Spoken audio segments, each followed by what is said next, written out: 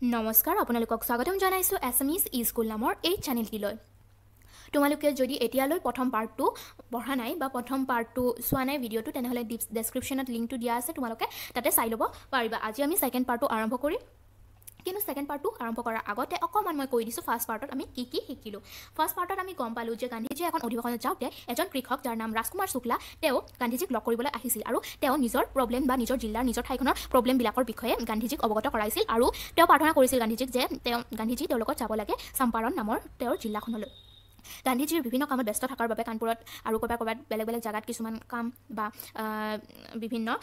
মানে আগৰে পৰা প্ৰতিশ্ৰুতিবদ্ধ হৈ থকা কিছুমান কামত যাবলগীয়া থকাৰ বাবে গান্ধীজীয়ে লগে লগে তেওঁৰ লগত মানে কৃষকজনৰ লগত যাব নোৱাৰিলে। কিন্তু বহুত যেতিয়া লাগি থাকিল ৰাজকুমাৰ শুক্লাই বহুত লাগি প্ৰাৰ্থনা কৰি থাকিল, তেতিয়া ৰাজকুমাৰ শুক্লাৰ কথাটোক পেলাব নোৱাৰিলে গান্ধীজীয়ে, আৰু তাৰপিছত গান্ধীজীয়ে তেওঁৰ লগত কৃষকজনৰ লগত চম্পাৰণলৈ বুলি যাবলৈ সাজু হ'ল। আৰু সেই যাওঁতে কৃষকজনৰ লগত যাওঁতে কি হ'ল, ৰাজেন্দ্ৰ প্ৰসাদৰ ঘৰত সোমালে আৰু ৰাজেন্দ্ৰ প্ৰসাদৰ ঘৰত সোমাওঁতে কি হ'ল, গান্ধীজীকো তাৰ লগোৱাবিলাকে আনটাচেবল বুলি ভাবিলে বা একেবাৰে সৰু জাতিৰ ক্ষুদ্ৰ জাতিৰ লোক বুলি ভাবিলে, কাৰণ কৃষকজনো আনটাচেবল আছিল আৰু সেইকাৰণে তেওঁলোকক কি কৰিলে, গান্ধীজীকো কুঁৱাৰ পানী স্পৰ্শ কৰিব নিদিলে। তাৰপিছত গান্ধীজীয়ে বিভিন্ন কথাবিলাকৰ অৱগত হ'ল, কেনেকুৱা প্ৰব্লেম হৈ আছে বা তেওঁলোকৰ ওপৰত জমিদাৰসকলে, কাৰণ এই যে খেতিয়কজন আছিল আধি খেতি কৰা আছিল আৰু জমিদাৰসকলে এই আধিয়াৰ কৃষকসকলৰ ওপৰত কেনেকুৱা ব্যৱহাৰ কৰিছিল বা অত্যাচাৰ কৰিছিল, ইনজাষ্টিছ কৰিছিল, তাৰ বিষয়ে অৱগত হ'ল আৰু বিভিন্ন কথা জানিবলৈ গান্ধীয়ে চেষ্টা কৰিলে। আৰু সেই সময়তে কি হ'ল, আৰক্ষীয়ে এখন নিৰ্দেশনা পত্ৰ দিলে গান্ধীক যে তেওঁ তাৰে পৰা ঘূৰি যাব লাগে। কিন্তু গান্ধীয়ে কি কৰিলে, ক'লে যে মই এই নিৰ্দেশনা পত্ৰখন উলংঘা কৰি মই নাযাওঁ ইয়াৰ পৰা, এনেকৈ ক'লে। তাৰপিছত সেইকাৰণে গান্ধীজীক কোৰ্টলৈ মাতি নিয়া হ'ল। কোৰ্টলৈ যোৱাৰ পিছত ন্যায়াধীশে ন্যায়দান কৰোঁতে কিছু সময় লাগিল আৰু তেতিয়া ন্যায়াধীশে ক'লে যে ৰায়দান দিওঁতে কিছুদিন দেৰি হ'ব আৰু সেইকাৰণে গান্ধীয়ে এতিয়া স্বাধীনভাৱে বাহিৰত থাকিব পাৰিব বুলি ৰায়দান দিলে। তাৰপিছত কি হ'ল, এতিয়া তাৰ নেক্সটখিনি আমি পঢ়িম 51 নম্বৰ পেজৰ ফাৰ্ষ্ট পেৰেগ্ৰাফৰ পৰা, ঠিক আছে। ৰাজেন্দ্ৰ প্ৰসাদ, ব্ৰিজ কিশোৰ বাবু, মৌলানা মজৰুল হক আৰু কেইবাজনো প্ৰসিদ্ধ অধিবক্তা বা লয়াৰ বিহাৰৰ পৰা আহিছিল। তেওঁলোকে গান্ধীৰ লগত আলোচনা কৰিলে। গান্ধীয়ে সুধিলে যদিহে তেওঁক জেললৈ প্ৰেৰণ কৰা হয় বা জেললৈ প্ৰেৰণ কৰিবলৈ ৰায় দিয়ে তেনেহ'লে তেওঁলোকে কি কৰিব, সুধিলে আৰু অধিবক্তাসকলে কি কৰিব যদিহে তেওঁ জেললৈ গুচি যায়, গান্ধীয়ে নিজে জেললৈ গুচি যায়। তেতিয়া এজন জ্যেষ্ঠ অধিবক্তাই উত্তৰ দিলে, জ্যেষ্ঠ এজন লয়াৰে ক'লে যে আমি আপোনাকে পৰামৰ্শ দিব আহিছোঁ আৰু আপুনিয়ে যদি জেলত গুচি যায় তেনেহ'লে ইয়াতে কোনো নাথাকিব যাক আমি এডভাইচ কৰিব লাগে, তেতিয়া আমি কি কৰিম, আমি ঘৰলৈ গুচি যাম বুলি ক'লে। তেতিয়া গান্ধীয়ে সুধিলে যে what about the injustice to the sharecroppers, এই যে আধিয়াৰ কৃষকসকল আছে, খেতিয়কসকল আছে, তাৰ ওপৰত যি ইনজাষ্টিছ হৈ আছে, অন্যায় হৈ আছে, তাৰ বিষয়ে তোমালোকে কি ভাবা, সেইটো কি হ'ব, গান্ধী ডিমাণ্ডেড। গান্ধীয়ে এনেকৈ সুধিলে, the lawyers withdraw the consult, আৰু তেতিয়া অধিবক্তাবিলাকে বা লয়াৰবিলাকে নিজৰ মাজতে অলপ কথা পাতিবলৈ ধৰিলে যে তেওঁলোকে কি কৰা উচিত হ'ব। তেতিয়া ৰাজেন্দ্ৰ প্ৰসাদে ক'লে যে গান্ধীজী এজন দূৰৰ ব্যক্তি, অচিনাকি ব্যক্তি হৈও এই কৃষকসকলৰ স্বাৰ্থত জেল যাবলৈ সাজু হৈছে, আৰু আমি কাষৰে মানুহ হৈ বা ওচৰ চুবুৰীয়া হৈও এই কৃষকসকলৰ বাবে একো কৰিব পৰা নাই আৰু ঘৰলৈ যাবলৈ সাজু হৈছোঁ, আৰু এইটো একেবাৰে লাজৰ কথা, আমি যদি ঘৰলৈ গুচি যাওঁ সেইটো একেবাৰে বেয়া কথা হ'ব বুলি ৰাজেন্দ্ৰ প্ৰসাদে ক'লে, বহুত লাজৰ কথা হ'ব বুলি ক'লে। সেইমতে তেওঁলোকে কি কৰিলে, কথা পাতি গান্ধীজীৰ ওচৰলৈ গ'ল আৰু গান্ধীজীৰ আগত ক'লে যে তেওঁলোকেও গান্ধীজীৰ সৈতে জেললৈ যাবলৈ সাজু আছে। তেতিয়া চম্পাৰণৰ যুঁজত জয় হ'ল বুলি গান্ধীজীয়ে কৈ উঠিল, আৰু তাৰপিছত গ্ৰুপ বনালে মানুহবিলাকৰ, এটা পেয়াৰ মানে এযোৰকৈ জোৰ বনালে বা গ্ৰুপ বনালে, আৰু সেই গ্ৰুপবিলাকৰ ক্ৰম অনুসাৰে কি হ'ল, গ্ৰেপ্তাৰ হ'ল, ঠিক আছে। তাৰপিছত কিছুদিনৰ পিছত গান্ধীয়ে এখন লেটাৰ পালে মেজিষ্ট্ৰেটৰ পৰা, লিখিত এখন মেজিষ্ট্ৰেটৰ পৰা লেটাৰ পালে, আৰু সেই লেটাৰখনত কি দিয়া আছিল, তেওঁলোকৰ গোচৰটো সমাপ্ত কৰা হ'ল বুলি লিখা আছিল, ঠিক আছে। তাৰমানে যোনজন তাৰমানে লেফটেনেণ্ট গভৰ্ণৰ আছে, সেই লেফটেনেণ্ট গভৰ্ণৰজনে তেওঁলোকৰ কেছটো ড্ৰপ কৰা বুলি বা তেওঁলোকৰ কেছটো বন্ধ কৰি দিয়া বুলি কি কৰিলে, এটা খবৰ লিখিত জাননী প্ৰেৰণ কৰিলে মেজিষ্ট্ৰেটে। আৰু সেইবাৰ কি হ'ল, প্ৰথমবাৰৰ বাবে চিভিল ডিছঅবিডিয়েঞ্চ হেড ট্ৰায়াম্ফ, মানে প্ৰথমবাৰৰ বাবে আইন অমান্য কৰিছিল ন গান্ধীজীয়ে, আইনটো মানা নাছিল, আইন অমান্য আন্দোলন বুলিয়ে ক'ব পাৰি, আন্দোলনে প্ৰথমবাৰৰ বাবে কি কৰে, জয় লাভ কৰিলে ইন দ্য মডাৰ্ণ ইণ্ডিয়াত প্ৰথমবাৰৰ বাবে আইন অমান্যই কি বুলি ক'লে, জিকা বুলি ক'লে আৰু জয় হোৱা বুলি ক'লে। তাৰপিছত গান্ধী আৰু অধিবক্তাসকলে লয়াৰবিলাকে মিলি কি কৰিলে কৃষকসকলৰ অভিযোগ সন্দৰ্ভত বিস্তৃত অনুসন্ধান আৰম্ভ কৰিলে মানে কৃষকবিলাকে যে কৈছিল মানে অভিযোগ কৰিছিল কেনেকুৱা অত্যাচাৰ হৈ আছে তেওঁলোকৰ ওপৰত সেইটোৰ ওপৰত এই লয়াৰবিলাকে ভালকৈ বিস্তৃতভাৱে অনুসন্ধান আৰম্ভ কৰিলে প্ৰায় 10,000 কৃষকে স্বীকাৰোক্তি লিখি দিলে আৰু অন্যান্য তথ্যৰ বিষয়ে উল্লেখ কৰিলে তথ্যপাতি একগোট কৰা হ'ল তাৰপিছত তথ্যপাতি চব জোগাৰ কৰা হ'ল আৰু তাৰপিছত সমগ্ৰ অঞ্চলটোতে অনুসন্ধানকাৰী আৰু জমিদাৰৰ বিৰোধিতাত হুলস্থুলৰ সৃষ্টি হ'ল আৰু এই অনুসন্ধান ষ্টাৰ্ট হোৱাৰ লগে লগে কি হ'ল জমিদাৰবিলাকৰ বিৰোধিতা কৰি পেলাই মানুহবিলাকে হুলস্থুলৰ সৃষ্টি কৰিলে ঠিক আছে জুন মাহত লেফটেনেণ্ট গভৰ্ণৰ ছাৰ এডৱাৰ্ড গেইটৰ সৈতে মিলিত হ'বৰ বাবে গান্ধীলৈ নিৰ্দেশ আহিল তাৰমানে এটা নিৰ্দেশ আহিল বা মাতি পঠিয়ালে ছাৰ এডৱাৰ্ড গেইটে গান্ধীজীক লগ কৰিব বুলি তাৰপিছত যোৱাৰ পূৰ্বে তেওঁ নিজৰ অগ্ৰণী সংগীসকলক লগ কৰিলে আৰু যদিহে গান্ধী ঘূৰি নাহে পুনৰ অসামৰিক বিক্ষোভৰ বাবে বিস্তৃত আঁচনি যুগুত কৰিলে আৰু নিজৰ যিবিলাক সংগী আছিল সেই সংগীবিলাকক গান্ধীয়ে বুজাই দিলে আৰু কথাবিলাক যে যদিহে তেওঁ ঘূৰি নাহে তেনেহ'লেও এখন আঁচনি বনাই থৈ গ'ল আৰু এনেকুৱা কৰিব লাগিব বুলি ক'লে তাৰপিছত লেফটেনেণ্ট গভৰ্ণৰৰ লগত গান্ধীৰ 4বাৰ সাক্ষাৎ হ'ল যাৰ পৰিণামত কি হ'ল নীল খেতিৰ আধিয়াৰসকলৰ অৱস্থাৰ বুজ ল'বৰ বাবে এখন আয়োগ গঠন কৰা হ'ল আৰু এই সাক্ষাৎকাৰৰ পিছত গান্ধীয়ে যেতিয়া কথা বতৰা পাতিলে তাৰপিছত কি ক'লে এটা অফিচিয়েল তাৰমানে কমিশ্যন এখন বহুৱালে যাতে এই কথাবিলাকৰ ওপৰত ভালকৈ অনুসন্ধান কৰিব পাৰে চৰকাৰীভাৱে তেওঁলোকে এখন আয়োগ গঠন কৰিলে এই আয়োগত জমিদাৰ চৰকাৰী বিষয়া আৰু সকলো কৃষকৰ প্ৰতিনিধি স্বৰূপে গান্ধী অন্তৰ্ভুক্ত হ'ল আৰু এই জমিদাৰ চৰকাৰী বিষয়া সকলোৰে প্ৰতিনিধি আৰু এই আয়োগখনত কি গান্ধীয়ে প্ৰতিনিধিত্ব কৰিলে আৰু কৃষকৰ হকে প্ৰতিনিধি হিচাপে গান্ধী অন্তৰ্ভুক্ত হ'ল গান্ধী আৰম্ভণিতে চম্পাৰণত একেৰাহে 7 মাহ আছিল একেৰাহে মানে 7 মাহে কি হ'ল চম্পাৰণত তেওঁ আছিল আৰু পাছত কিছুদিনৰ অন্তত গৈছিল এজন অশিক্ষিত কৃষকৰ আবেদনৰ ভিত্তিত তেওঁ হঠাতে এই আশা লৈ গৈছিল যে কেইটামান দিনৰ ভিতৰতে ইয়াৰ সমাপ্তি ঘটিব তাত গান্ধীৰ জীৱনৰ প্ৰায় এবছৰ লাগি গৈছিল তাৰমানে যেতিয়া অশিক্ষিত বুলি কৃষক বুলি কওঁতে ৰাজকুমাৰ শুক্লাৰ কথা কৈছিল আৰু ৰাজকুমাৰ শুক্লাই এবাৰ মাতিব আহোঁতে গান্ধীয়ে ভাবিছিল যে সহজতে এইটো ছল্ভ হ'ব কিন্তু এইটো ছল্ভ কৰোঁতে প্ৰায় এবছৰতকৈও বেছি সময় লাগি গৈছিল বুলি কৈছে প্ৰায় এবছৰ লাগি গৈছিল বুলি কৈছে চৰকাৰী অনুসন্ধানত জমিদাৰসকলৰ বিৰুদ্ধে তথ্য দম বান্ধিছিল আৰু এই চৰকাৰী যেতিয়া অনুসন্ধান ষ্টাৰ্ট হ'ল তেতিয়া এই জমিদাৰসকলৰ বিৰুদ্ধে বহুতো তথ্য তেওঁলোকে বিচাৰি পালে আৰু এইবিলাক দেখি নীতিগতভাৱে মানে নীতিৰ অনুসৰি আইনমতে কৃষকসকলক পইচা ঘূৰাই দিবলৈ সন্মত হ'ল তেওঁলোকে কি ক'লে যে পইচা ঘূৰাই দিব বুলি ক'লে তাৰপিছত তেওঁলোকে গান্ধীক সুধিলে যে আমি কিমান টকা ঘূৰাই দিব লাগিব বা কিমান টকা ঘূৰাই দিম তেওঁলোকে ভাবিছিল যে তেওঁ সেই গোটেই পইচা বিচাৰিব যিখিনি টকা তেওঁলোকে কৃষকসকলৰ পৰা অবৈধ আৰু প্ৰবঞ্চনাৰে লুট কৰিছিল আৰু তেওঁলোকে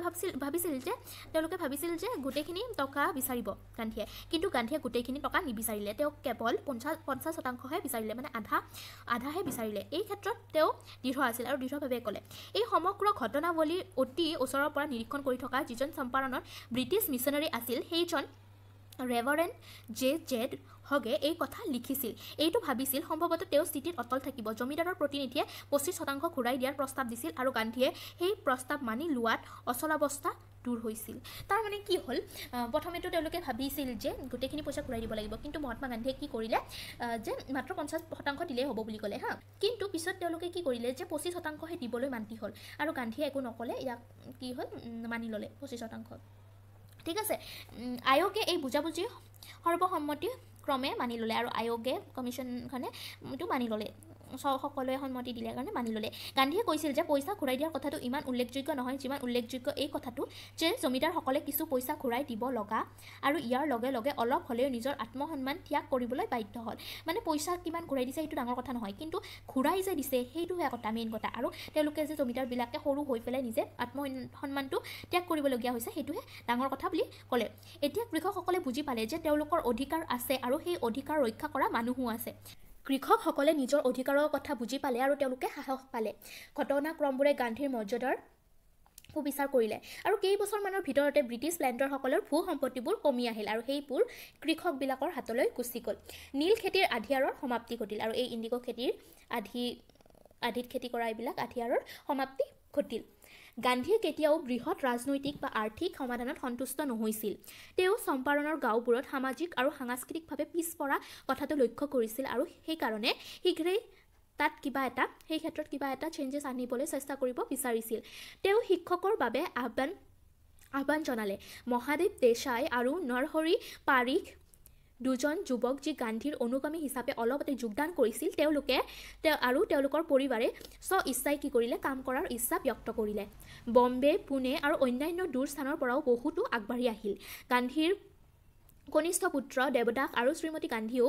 আশ্ৰমৰ পৰা আহিছিল ছখন গাঁৱত প্ৰাথমিক বিদ্যালয়ৰ আৰম্ভণি কৰা হৈছিল কস্তুৰবাই ব্যক্তিগত পৰিষ্কাৰ পৰিচ্ছন্নতা আৰু সামূহিক স্বাস্থ্য ৰক্ষাৰ সন্দৰ্ভত আশ্ৰমত নিয়ম শিকাইছিল স্বাস্থ্যৰ অৱস্থা শোচনীয় আছিল গান্ধীয়ে এজন ডাক্তৰৰ স্বেচ্ছাসেৱক হিচাপে 6 মাহ কাম কৰালে আৰু গান্ধীয়ে কি কৰিলে এজন ডক্তৰক মানে ভলেণ্টিয়াৰ হিচাপে তাত কাম কৰালে তাৰ পিছত তিনিবিধ ঔষধ পোৱা গৈছিল কেষ্টৰ অইল কুইনাইন আৰু গন্ধকৰ মলম এই তিনিটা কুৱেশ্যন আহে ঠিক আছে তাতে কি মেডিচিন এভেইলেবল আছিল কেষ্টৰ অইল কুইনাইন আৰু সালফাৰ অইনমেণ্ট এইটো এনসাৰ কেতিয়াবা লিখিব আহে ঠিক আছে যাৰ জিভাত তৰপ পৰিছিল তেওঁলোকে কেষ্টৰ অইল মেলেৰিয়া ৰোগীক কুইনাইনৰ লগতে কেষ্টৰ অইল আৰু যাৰ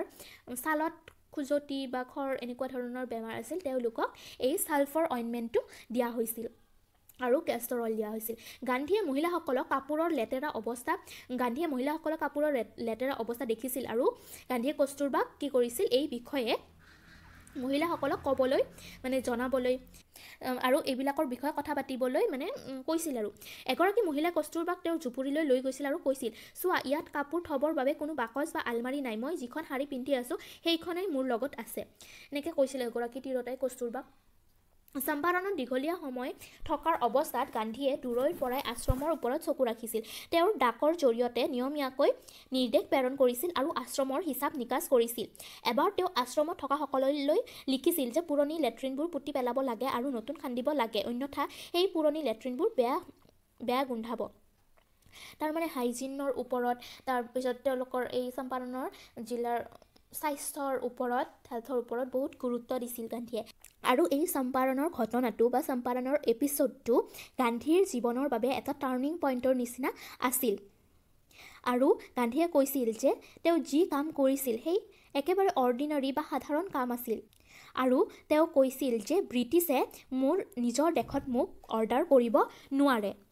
কিন্তু চম্পাৰণ এক প্ৰত্যাহ্বানৰ ৰূপত আৰম্ভ হোৱা নাছিল ইয়াৰ জন্ম হৈছিল দৰিদ্ৰ কৃষকৰ কষ্ট লাঘৱ কৰাৰ প্ৰচেষ্টাত এয়া গান্ধীৰ কামৰ এক বিশিষ্ট উদাহৰণ আছিল তেওঁৰ ৰাজনীতি লাখ লাখ দৈনন্দিন ব্যৱহাৰিক সমস্যাবোৰৰ লগত সম্পৰ্কিত আছিল নিৰৰ্থক কথাত তেওঁৰ আস্থা আছিল জীৱিত মানুহৰ প্ৰতি তাৰ মানে গান্ধীজীয়ে মানুহৰ জীৱনৰ কাৰণে কাম কৰিছিল ঠিক আছে আৰু গান্ধীজীয়ে চেষ্টা কৰিছিল যে সকলো ভাৰতীয়ই নতুন স্বাধীন মানে ভাৰতত কি কৰিব পাৰে যে নতুন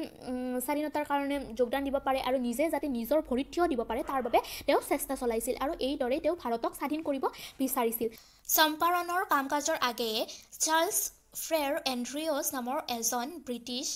ইংলিছ পেচিফিষ্ট অৰ্থাৎ শান্তিকামী ব্যক্তি যিজন মহাত্মা গান্ধীৰ অনুগামী আছিল বা ফলোৱাৰ আছিল তেখেতে কি কৰিছিল নিজৰ কামলৈ যোৱাৰ ফিজি দ্বীপপুঞ্জত নিজৰ কামলৈ যোৱাৰ আগে গান্ধীৰ পৰা বিদায় ল'ব আহিছিল আৰু তেতিয়া গান্ধীজীৰ যিবিলাক লগ আছে অধিবক্তা লগ আছে লয়াৰ লগ আছে তেওঁলোকে ভাবিছিল যে এইটো বহুত ভাল হ'ব যদিহে এণ্ড্ৰিয়ছে তেওঁলোকৰ লগত থাকে আৰু চম্পাৰণৰ কামত হেল্প কৰে আৰু এণ্ড্ৰিয়ছে কৈছিল যে তেওঁ